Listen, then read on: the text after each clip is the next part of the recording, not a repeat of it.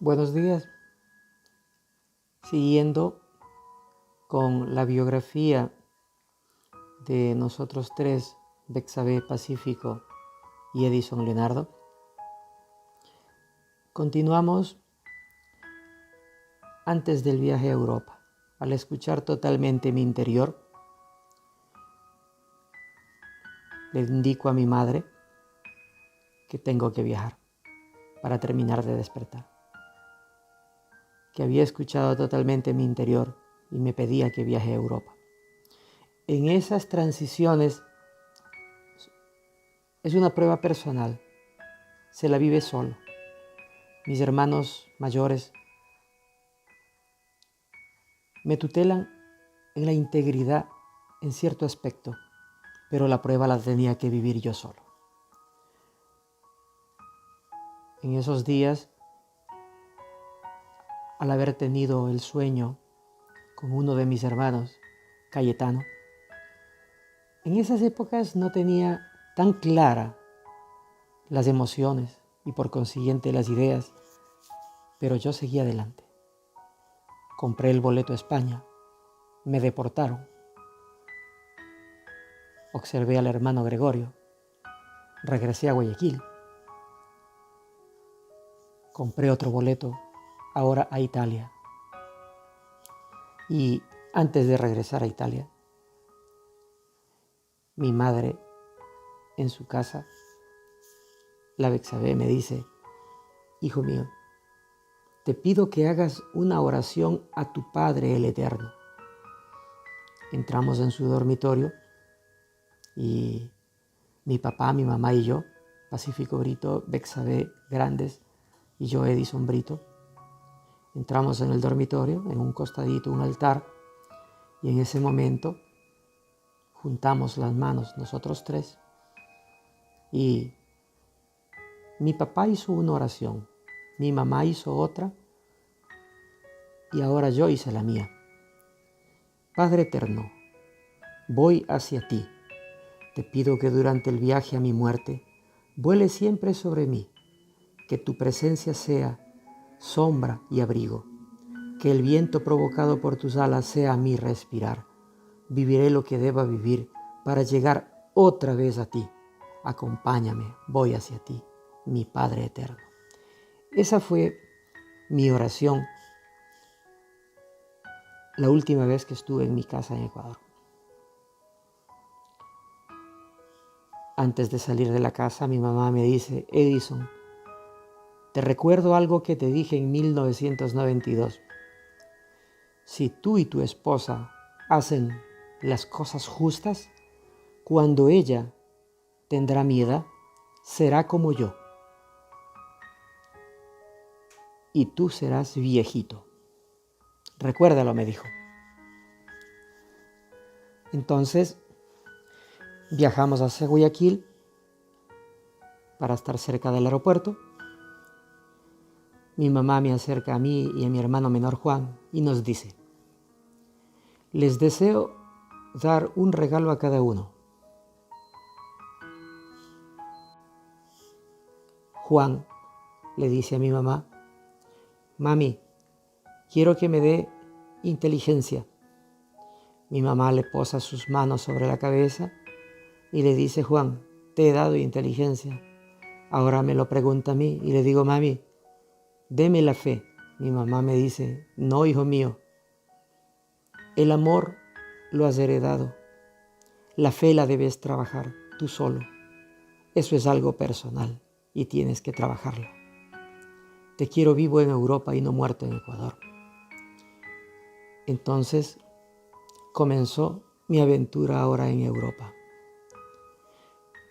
Una vez llegado a Italia, les voy a narrar ciertas vivencias donde esa oración que hice antes de salir de Ecuador en mi casa constantemente llegó a mí de parte de mi padre para indicar que siempre estaba sobre mí. Mi primer trabajo en Italia, en Milano, me tocó hacer una asistencia a personas enfermas, ¿no? Un profesor que se había roto una pierna, tenía que cuidarlo por unos 3 meses. Y este profesor de filosofía en la Universidad de Roma asistía a una iglesia católica de un grupo llamado carismático. Los carismáticos dicen que ellos viven ya las vivencias de la fe, la ejecución de la fe, llamados milagros, ¿no? Una cosa bien interesante. Entonces, en ese grupo, en esa iglesia, había una persona que decía él que tenía el don de lenguas y hablaba en diferentes lenguas. Cuando un día la esposa de este profesor me despidió del trabajo porque decía que yo no era capaz de ejecutar ese servicio. Le rogué al profesor que me permita seguir trabajando. Esas vivencias muy humildes y muy sencillas eran las que comenzaron a darme la oportunidad de analizar mi personalidad. Con mucha humildad analizaba cada vivencia y el ingeniero Edison Brito comenzó a llorar, a alabar sus acciones negativas. Inicialmente lo hacía con tristeza y llanto. Poco a poco llegué a la santa alegría. Y entonces le rogué tanto a este profesor que no me despida. Esa noche van a la iglesia carismática y la persona que hablaba en lenguas, de su boca salió hablado en inglés, pero un inglés que se le llamaría Spanglish, una mezcla de español e inglés hablado por latinos en Estados Unidos. Y sorpresa, el sacerdote en ese grupo católico registró, grabó, escribió el mensaje, las palabras que salían. Se asustaron porque dicen ellos que de la boca de estas personas solo salen lenguas como el latino, el griego, ciertas lenguas antiguas. Al contrario, salió algo muy moderno. La cuestión, el profesor de filosofía entendió el mensaje, que él hablaba inglés, y me dijo, Edison Leonardo, me dijo, te traigo un mensaje, alguien te lo manda. Y me trajo a mí el mensaje, mi oración, la oración que hice en Ecuador. En esa casa se asustaron tanto que me despidieron. El profesor me pagó los 3 meses, le agradecí y me fui. Las experiencias seguían y ahora yo, un inmigrante ilegal, porque en esa época era ilegal, yo me legalicé en el 2003, viviendo la búsqueda de un trabajo, la búsqueda de la vivienda, pensando en el mantenimiento de mi familia en Ecuador. Cada vivencia la procesaba y cada vez aumentaba la paciencia, la comprensión, pero a cada situación tenía que entenderla. Todo debía ser tan entendido. Inicialmente era tenso esto. Me salió otro trabajito. Me fui a la ciudad de Roma en el mismo tipo de servicios, asistencia de ancianos. Cuidar a una persona que estaba desahuciada. No le daban ni un mes de vida. En ese sitio le doy mucho amor a esa persona, dialogábamos tanto. Un anciano que había vivido la Segunda Guerra Mundial, conversábamos las 24 horas del día, él no podía dormir. Cuando un día, sorpresa, don Antonio Paladino me dice, hey, dice, eres malcriadito, me dice, ¿te gustan las mujeres mayores? ¿Por qué, don Antonio? Está bien, eres hombre, me dice, pero deberías respetar más mi casa. No le entiendo, don Antonio. Me dice, tú por las noches dejas entrar a esa señora. ¿Podría ser tu mamá? Le digo, don Antonio, el señor sufría ya de grandes trastornos de salud. Yo había pensado que estaba divariando o demencia senil, ¿no? Y le digo, don Antonio, dígame, ¿cómo es la señora? Me dice, tú eres sudamericano porque la señora habla español, me habla en español. Y le digo, nárreme cómo es ella.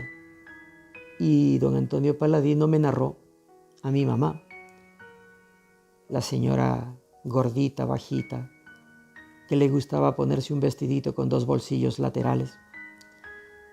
Me dice don Antonio, ¿qué le dijo ella? Sí, vino de noche cuando tú estabas durmiendo y conversamos mucho. Don Antonio Paladino estaba en su cercanía a la muerte. Estaba viendo a mi mamá. Y ella le pidió a él que sea cortés conmigo. 2 días después él murió.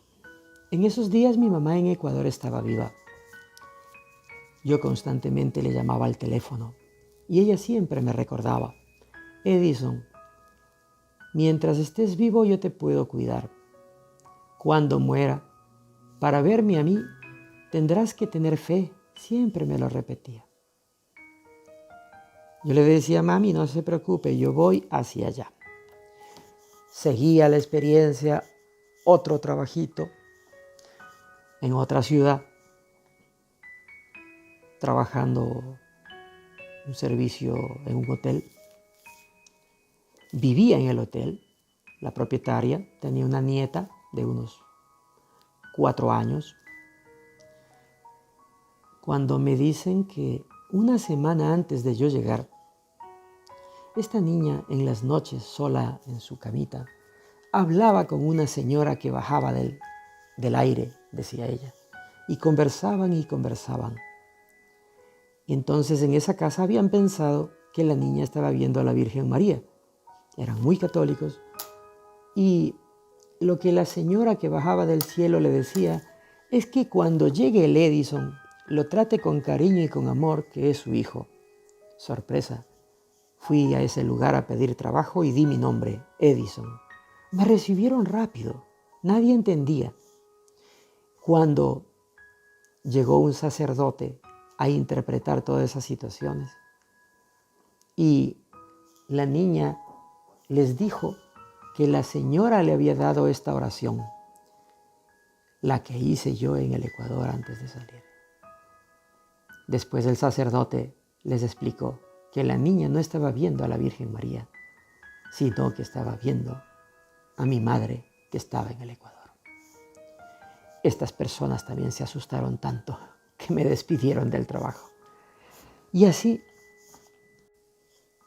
siguieron pasando los años, seguí analizando mi vida de 6 a 9, de bestia a ángel, de malo a bueno, de negro a blanco, balanceando mi vida.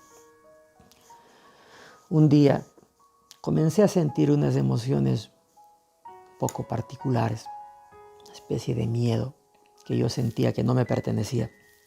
Cuando tengo un sueño y nuestra familia Brito, por tradición, son trabajadores ferroviarios. En un campamento ferroviario veo un dormitorio y yo sabía que ese dormitorio había sido de mi abuelo. Yo sabía eso. Una cama pequeña, una mesita, unos libros,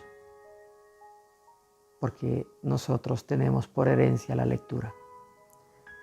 Yo me veo a mí mismo sentado en un escritorio con un montón de hojas sobre la mesa, haciendo cuentas, números, preocupado. Cuando veo que atrás de él, atrás mío, en la puerta estaba parado Pacífico Brito, mi padre biológico en esta vida. Atrás de él estaba el padre de él, atrás de él estaba el padre de él, y veo una cadena, una consecuencia de padre del padre del padre del padre, cuando atrás de él veo algo que en esa época no entendía muy claro. Ahora se los digo, era mi Padre el Eterno, que le decía, Pacífico, sabía que esta vez también lo harías. Yo, viajando a ese sitio para ver esa realidad, me preocupé. Yo sabía que mi padre iba a desear morir porque ya se estaba acercando mi muerte en Italia. Me despierto, traté de sistemar mis emociones de lo que había visto. No podía decirle nada a mi hermano Juan, yo vivía con él en esa época. Cuando recibo una llamada de teléfono, Pacífico Brito, mi padre, me llama al teléfono, me saluda, y yo sabía que él se estaba despidiendo de mí. Me pidió que cuide a Juan. Yo le dije: papi, en el 89 le prometí eso a mi madre, ahora te lo prometo a ti. Y regreso a la cama. En ese momento apenas me acuesto, me quedo dormido. Aparece mi mamá, la Bexabé, me toma de la mano y me lleva a donde mi papá. Y los tres juntos hemos hecho todo el recorrido espiritual desde la tierra hasta un lugar arriba donde se hacen los procesos de la reencarnación. Pero el hecho de que nosotros, al tener una misma conciencia, al juntarnos para acompañarlo allá, yo entré en su alma, esa unidad de almacenamiento y de transporte de datos de la vida, y pude ver toda la vida de él en esta vida en la tierra, lo que vulgarmente llaman recorrer los pasos. El registro de todos los actos de vida lo vi yo. Lo acompañé hasta arriba y mi mamá nos acompañó solamente el recorrido en la tierra. En el espacio lo acompañé yo solo. Y llegamos a ese sitio. Mi papá me dijo: mira, aquí ya estoy preparando el sitio para tu madre, para cuando venga. Entonces, cuando desperté, yo trabajaba en esa época en las noches. Durante el trabajo recibo una telefonada. Un pariente mío me llama y me dice: tu padre ha muerto. Con mucha calma y serenidad, superar eso, el dolor de la carne por la muerte de un padre. En esa época yo trabajaba siempre fuera de casa, viajaba con la empresa. Cuando me nace en una forma bien fuerte, estando en un hotel, yo dormía en el dormitorio con mi jefe. Mario, le digo: por favor, llévame a unas cabinas telefónicas porque debo llamar al Ecuador. Yo tenía una angustia tan grande. Mario me lleva, llamo al teléfono y yo llamaba al hospital donde estaba enferma mi mamá.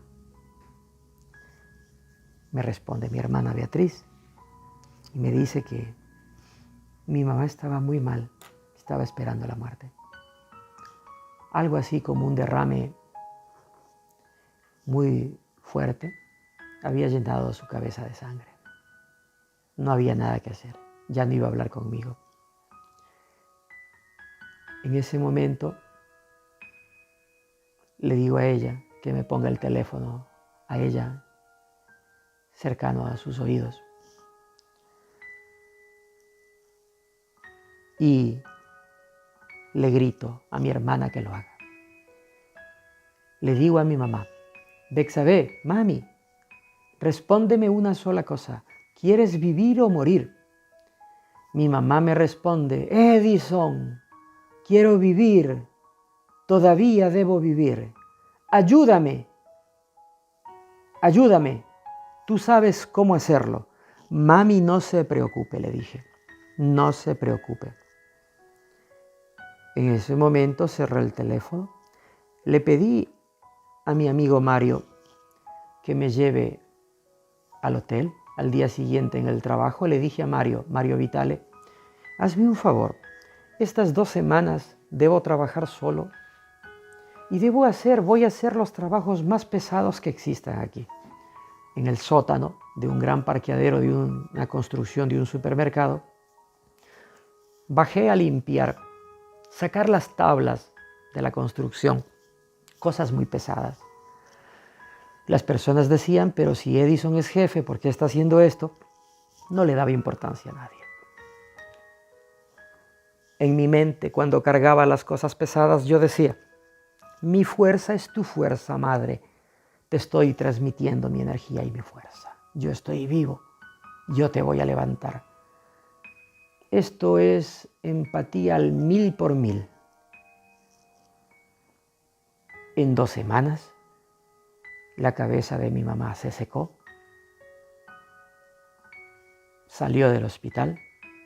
Regresó a casa de un hermano en Guayaquil, de mi hermano Víctor Hugo. En ese periodo, mi hermano Juan viajó a Ecuador. Y hasta hicieron una pequeña fiesta donde mis hermanos bailaron con ella. Un cierto día, la Bexabé cerca de su muerte, yo lo sentía, acostadita en su cama, intenta levantarse, pero ya no pudo levantar su cuerpo. Eso yo lo sentía acá en Italia, porque cada vez que ella se acercaba a la muerte, yo lo sentía. Y yo cerraba mis ojitos donde estaba y decía, mami, ¿qué deseas, vivir o morir? Me cuentan mis hermanos esto, que allá en el Ecuador, la Bexabé se levantó de la cama. Se levantó de la cama y tenía el brazo izquierdo y el brazo derecho alzados. Algo invisible estaba debajo de cada axila. La levantaron con los pies en el aire, fue hacia la sala, saludó a la familia y después regresó a la cama. En el brazo izquierdo estaba el hermano Gregorio.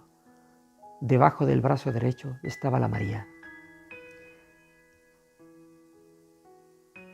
Yo espiritualmente estaba viendo eso. Fue la última escena de la Bexabé en la tierra. Días después murió. En esos días, en un sueño, vi cómo bajaron otras madres mías a preparar el cuerpo de ella antes de morir para su viaje hacia una gran labor. Y veía a muchas señoras del cielo que bajaban a preparar a la Bexabé. Cuando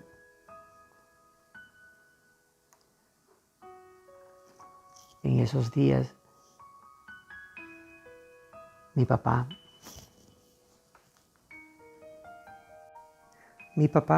en un sueño se me acerca y me hace ver un pueblo y veo que a un pequeño pueblo se acerca un tractor.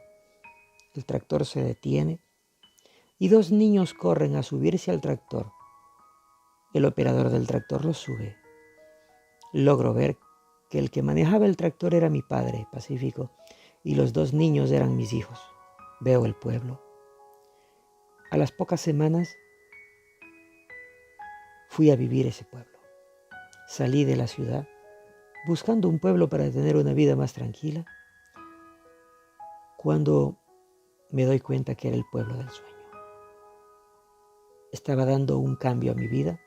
Mi padre me estaba llevando más al norte. Apenas llegamos a vivir ese pueblo, a los pocos días, estando en un supermercado haciendo las compras con mi esposa, una segunda llamada telefónica. Me informan que ha muerto mi mamá. Que ha muerto mi mamá.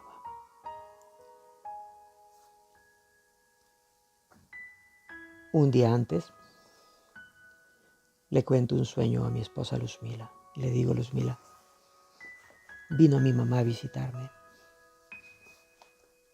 y me ha pedido de la mano que la acompañe hacia la casa nuestra allá arriba. Hemos recorrido todos los sitios que ella ha pisado en esta tierra y después, cuando comenzamos a ir hacia arriba, la he tenido que soltar de la mano. No resistí. No resistí. Ella se fue y yo regresé a la tierra. Al despertarme, comencé a sentir tristeza y entré en una melancolía. Al día siguiente recibo esa telefonada. El sueño más la noticia provocaron una gran depresión en mí. Gran depresión. Estaba perdiendo lo que había ganado. Mi mamá murió en 2008. 8 años de limpieza personal en Italia se estaban perdiendo. En uno de esos momentos, de esos segundos de tranquilidad, aparecía mi papá. Aparecía mi papá. Me estaba yendo yo a la tristeza. Una noche, no muy tarde, acostado yo en mi cama con mi esposa, mis hijos ya durmiendo, mi esposa y yo vemos cómo mi padre Pacífico Brito entra en el departamento, cruza las paredes, cruza las puertas, se para frente a nuestro dormitorio y después entra al cuarto de los bebés, en medio de las 2 camas, abre sus 2 brazos y les regala una bendición. En ese momento comencé a recuperar mi alegría. A la siguiente semana, mi padre en un sueño me indica un pueblo al lado de un lago con una gran montaña y me dice, esa es tu montaña, allá debes ir. Y me indica un prado verde, un campo de fútbol y me dice, aquí vas a trabajar también. Después de eso, días después, tuve un sueño. En el sueño, mi hermana Beatriz hablaba al teléfono con mi tía Emma. Se preguntaban dónde están los muchachos. La Italia estaba en una gran crisis. Mi papá nos buscaba en Italia. La tía Emma le dice a mi hermana Beatriz, Ana Lucero, la hermana de Luzmila, está bien, ya están viviendo en Nueva York. El Juan y Sandra están en el Ecuador. Luzmila está bien, está en la ciudad de Pavía. Al Edison no lo encuentro. En ese momento yo veo a Ana Lucero, mi cuñada, ya viviendo en Nueva York. El Juan y Sandra en Ecuador, pero no en la tierra, sino en el aire. El Juan de un color muy oscuro y preocupante. Mi cuñada Sandra de un color blanco transparente. Yo sabía que ella está muriendo por problemas de salud. En ese momento mi padre, al no encontrarme, grita al cielo y dice, Bexabe, mi hijo no aparece. Mi papá se desesperó. Mi papá vivía en un nivel, mi mamá en otro más alto.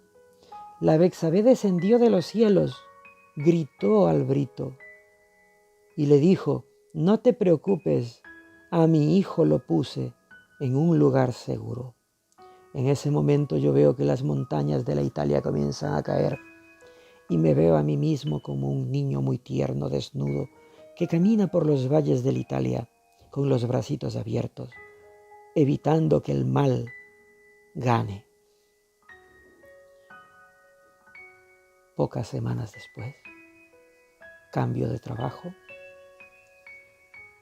y al darme cuenta, estaba viviendo en ese pueblo cerca de un lago, al lado